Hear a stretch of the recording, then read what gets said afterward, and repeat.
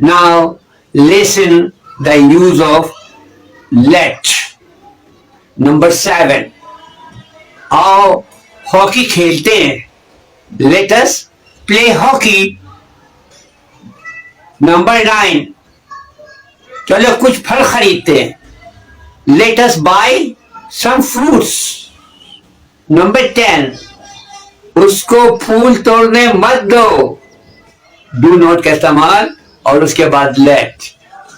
उसको फूल तोड़ने मत दो. Do not let him pluck flowers. Next. लड़कियों को शोर करने न दो. लड़कियों को शोर करने न दो.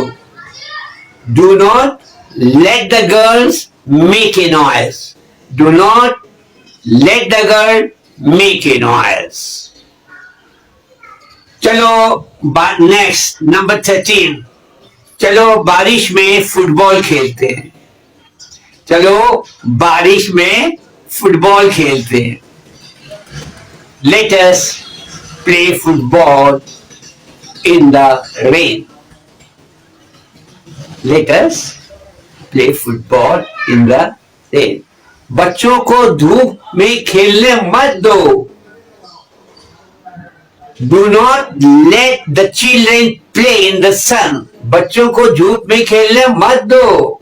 Do not let the children play in the sun. और लास्ट सेंटेंस, बच्चों को गाली देने मत दो. बच्चों को गाली देने मत दो. Do not let children abuse. Do not let children abuse. Okay? Thank you very much.